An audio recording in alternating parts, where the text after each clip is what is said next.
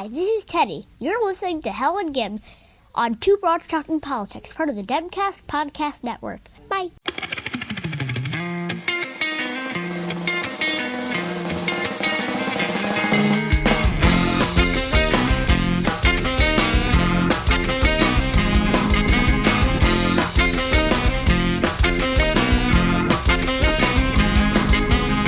Are you listening?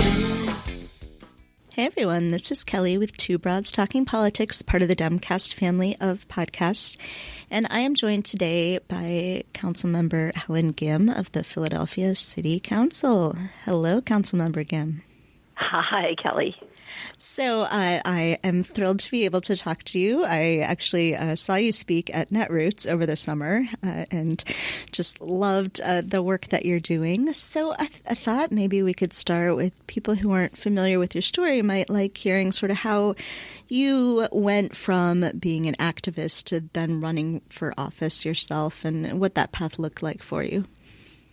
Sure. Thank you so much. I'm really thrilled to be on your podcast. Very exciting and really excited to talk about local politics and the work of movement building that's part of a political infrastructure. So I come out of 20 years of organizing in Philadelphia's Asian American immigrant and public education communities, a lot of communities who locally and statewide have been largely marginalized outside of the mainstream of politics. But all these issues still deeply impact our lives, and so we're just very political in a different way. It means we work internally on, developing a vision for what we want. We teach ourselves how to do communication so we can tell stories, stories of not only our people and what we struggle with, but stories of campaigns and victories and how we win and what we're gunning for and going for, in challenging times. And we're with each other sometimes when some of the worst situations happen to communities of color, which includes our families being deported and separated, which means people being attacked and hate crimes. It means when our public schools close down or we lose all of our nurses and counselors out of our schools or see class sizes of like 60 and 70 students in an elementary school classroom. We're together, in all those moments. And it turns out that those things are incredibly political. And after doing this work for a long time, there was a point in time where it felt like our communities had amassed enough voice and power, and also the situation in 2015, it was really around our public schools, was so dire that it felt like us issuing political office was a mistake, that we could really see if we had amassed enough power to really take on City Hall and the politics in and around it and not be on the outside, but actually be galvanizing the energy around the city and really transform things from a local level. So you first ran for office in 2015, and then you just recently won re-election. And, to me, one of the great stories of the past few years in this country has been what southeastern Pennsylvania, what's been happening there in Philadelphia, around Philadelphia, just how many people are super energized about politics and getting active and, coming out from being activists to running for office. And it looks like Philadelphia had an enormous voter turnout this past fall. Are you seeing that kind of real energy, sort of amplified nature of how people are thinking about politics, including local politics? Yeah, I mean, I came in out of long time movements that have been working for decades around issues around public education, of housing, criminal justice reform, immigrant rights. And at that time, we really wanted to see power being built around local office. And I think 4 years later, that has been, not only just opportune, but like prescient. It mattered to be able to, recognize that Philadelphia is the largest city of color in a state that's very red right now. And, we're up against a Harrisburg state capital legislature that's heavily gerrymandered, was at one point one of the worst gerrymandered states in the country, although, we're not looking to play gerrymandering Olympics here on which one's the worst. But, in fact, and so we've had to think locally because we cannot rely on our state legislature when it comes to school funding. We can't rely on Congress when it comes to immigration reform, but our people are dealing with it nonetheless. And so the shift for us was really seeing that power is not hierarchical. It never was.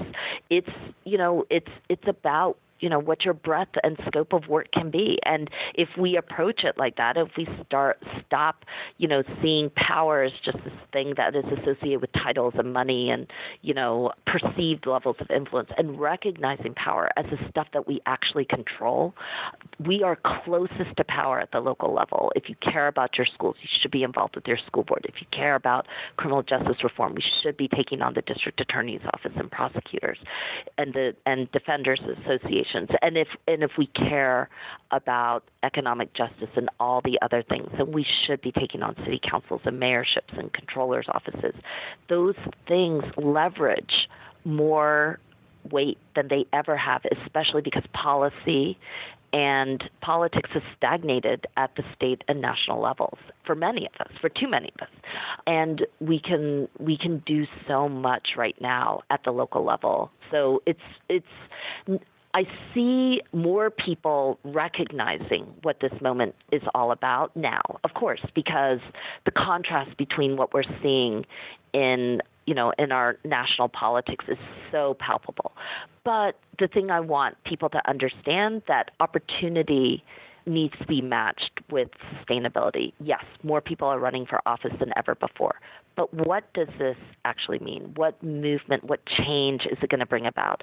Because the mismatch between what's happening nationally, we have to be super conscious that we need a new agenda, a new social contract for the future that is rooted in human rights, racial justice, economic power for communities that have long never seen it. And if we're just changing faces and we're slapping a name on it and a new face, but we don't have both the policy ideas and the organizing chops to match it with real systemic change, we're going to see ourselves 4, 8, 10 years down the line in not a great space. Like maybe we change out the president, maybe we don't. Either way, the stakes didn't change between November 2016 and now. Like they've always been the same for people on the outside. So our task is to say, yes, we're super excited. So many people are paying more attention to politics than ever before. What we need are people who are in this for real movement-oriented change and can bring communities with them in order to upend and to some extent overthrow some of the obstacles and the barriers that kept us out of this in the first place. Just because the door has opened doesn't mean that things have changed. We've got to kick that door in. We've got to bring everybody in with us, and then we've got to really change the way things operate. And we can do that most powerfully in our city halls and in local government. We can start there. Yeah, no, I think that makes a lot of sense. I get really nervous every time I see some national pundit saying the only important goal in 2020 is, get rid of Trump. And I go, wow, well, I mean, that's important, of course, but it's certainly not the only thing that we should be thinking about. So, when you talk about these communities who've been on the outside, who haven't had a seat at the table, I know one of the issues that is really important in Philadelphia, but everywhere, is poverty. And you've worked a lot on anti-poverty agenda and what that looks like at the city level. Can you talk some about the concrete steps that you've taken in Philadelphia to really help alleviate some of the poverty problem? Yeah, I mean, Philadelphia is the poorest, largest city in the country. We have more than 1 in 4 residents lives in poverty. And, 40% of our children are born into it, and we have to fight like hell every day to make sure that they don't spend one more minute in it. But, the reality is that this is a poverty that isn't just a set of numbers. It's actually like real life, and in many cases, life and death. Like there's a 20-year life expectancy difference between zip codes that are less than half a mile apart in our city. And it's not just like that your poverty and it's just about a wage. It means that everything is connected to it. It's like transit's unaffordable. Your school is struggling and has got too many kids in the classroom, no social workers, and not enough supports. It means that, housing has become completely unaffordable. And so the crush of it and the lack of relief from it is what resonates for me whenever we go out and we're talking about these things. And then the counter to it is not just to keep talking about numbers, but to change the conversation about poverty by having some of the people lead on it. So when I first came in, we did a bunch of town halls about education, about essential human rights needs that we need to pursue. And it's not about, you come into City Hall and you start writing a bunch of laws. You come into City Hall to make laws and policy live in the communities for whom it needs to make change for. It doesn't matter if we write a law on the books if no one knows how to exercise that right, in the neighborhoods that need them the most, in Nice Town and Brewery Town and immigrant homes in South Philadelphia. We've got to get that information out. So we started off with a lot of town halls. We reset the norms of how we talk about urgent human needs. In this particular case, we started talking about what it meant to bring life back to public schools that had been under 17-year state takeover, that had lost thousands of teachers and staff members from them. And from the town halls, we rebuilt our schools. We brought back nurses and counselors to every single public school. We fought for social workers, instrumental music programs, and then clean water access in every public school. From there, we brought our schools back under local control, installed a local school board for the first time in 20 years. And now we have more capacity to make change. Now we're rebuilding schools. We've got a $500 million bond initiative out right now to build new public schools and rehab others. And we've got a much longer way to go. But for me, poverty starts with essential needs. It's why we did a huge effort on eviction, because we had so many families, 1 in 14 Philadelphians is evicted every single year. 20,000 evictions go through our eviction courts. An overwhelming number of them are just default evictions, which means they just get stamped. No one shows up, so you just get stamped, evicted. And so we did a big campaign on getting lawyers and support and resources out to renters who face eviction, which eventually became a law called Right to Counsel, which means that anyone under a certain income amount is guaranteed a lawyer in eviction court now. And it's part of the way in which we build out narratives of justice. And then, a couple of other things that we've done is, we really pursued the fact that in a city as poor as we are, we're a service industry city. We have jobs at retail and restaurant work that starts at $7.25 an hour, because that's what our minimum wage is here in the state of Pennsylvania, $2.83 an hour if you're a tipped worker. Our fight to raise the minimum wage is really important. We're preempted from doing that at the local level. So we've got to do something else. We can't just not say we can't help people because we can't raise the minimum wage. So we fought for the next, another part of people's income that matters as much as their wage, which is how many hours they work.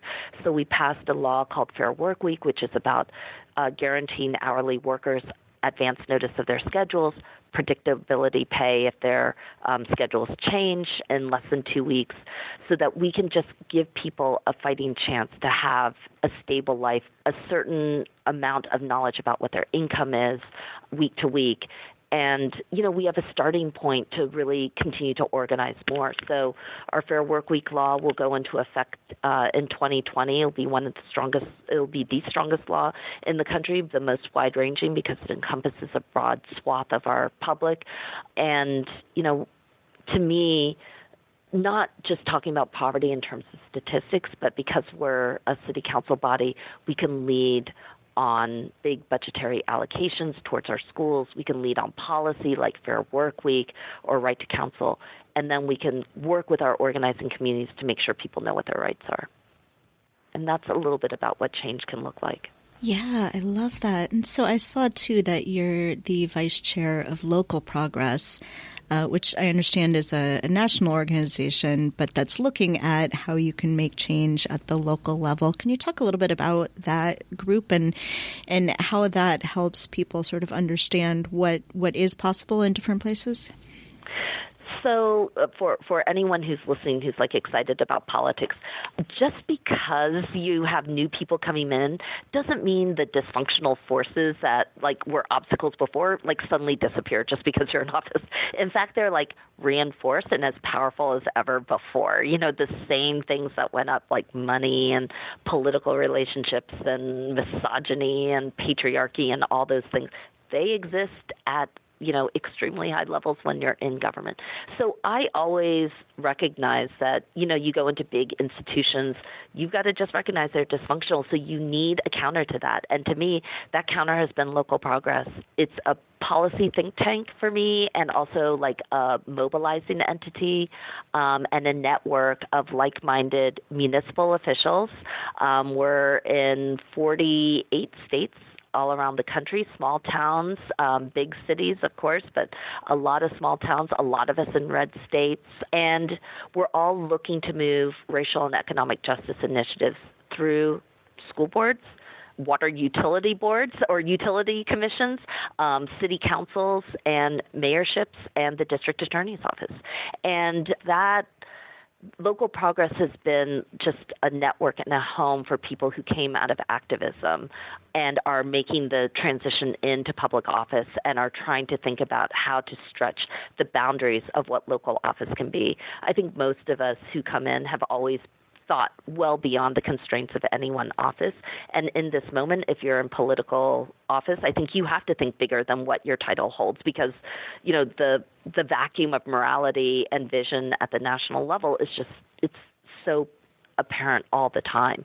And people fill a void, and people are hungry for people who can fill that with ideas, with compassion, with mobilizing and organizing, and with a new, fresh approach towards how we look at our politics. And so Local Progress has been an amazing home. As I said, we're a huge network of 1,000 elected officials covering 48 states, but mostly we zeroed in on important initiatives. For example, we have like a policing reform cohort. Policing reform is really at the local level. It's not really like a state and national type of thing. But a lot of us who are local electeds have to do a lot in order to figure out how to take on a institutionalized, often racist system of injustice, and we cannot do this alone. We need a lot of help and support, and a lot of local electeds simply don't have staff. They don't have a lot of, they may not have access to a lot of policy networks, and Local Progress offers that. We have an affordable housing cohort, a sanctuary cities cohort to protect immigrant rights and help us think through what that actually looks like so that it just more than a name or a slogan, but is actually a real lived set of policies that protects communities, here at home. And so it's been, a really exciting, important venture. And I think the biggest lesson out of it is all the problems in D.C. are really here in our own localities and wherever it is that your listeners are. And if we can't fight racism, homophobia, misogyny, anti-immigrant, anti-trans, and anti-blackness here at home, we can't fight it in D.C. So it's all about building out the strength and our ability to understand what it looks like to build that fight and win at home before and as we take on the bigger fights nationally. Yeah. So is there anything else that you would like to make sure that we talk about? Since this is Two Broads Talking Politics, I just think it's really exciting that there are so many women who are coming in. But I think the reality of misogyny and patriarchy is just overwhelming. And, for a lot of women who are often, I think, pitted against one another when it comes to political office, I certainly feel it. I certainly feel like I've been encouraged to be like that. We have to fight that each and every moment. And I think new women coming in is incredibly exciting, and us being able to keep talking and forming networks and strategizing so we don't replicate the stuff that kept us away or silenced or down or does it to other people is a constant learning process. And nobody in this world is so political, so woke, so whatever, that they're not susceptible to it. So, I just think that it's important for this moment to be energizing, hopeful, empowering, and also just super humble.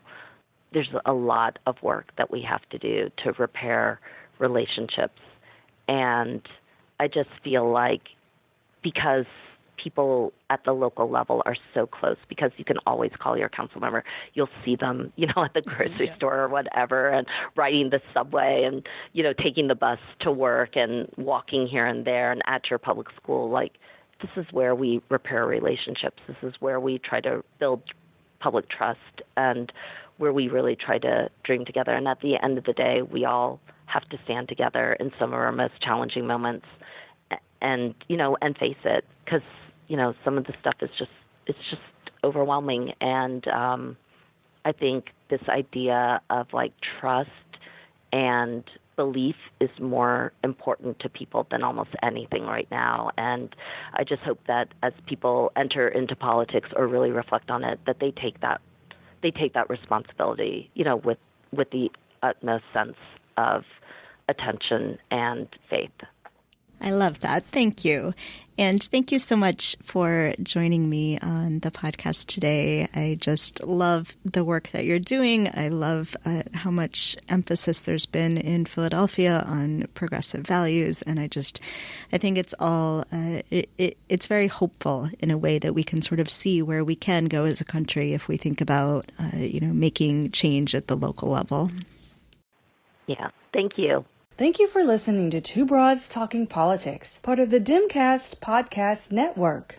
Our theme song is called Are You Listening? Off of the album Elephant Shaped Trees by the band Immunuri, and we're using it with permission of the band. Our logo and other original artwork is by Matthew Weflin and was created for use by this podcast. You can contact us at twobroadstalkingpolitics@gmail.com or on Twitter or Facebook at Two Broads Talk. You can find all of our episodes at twobroadstalkingpolitics.com or anywhere podcasts are found.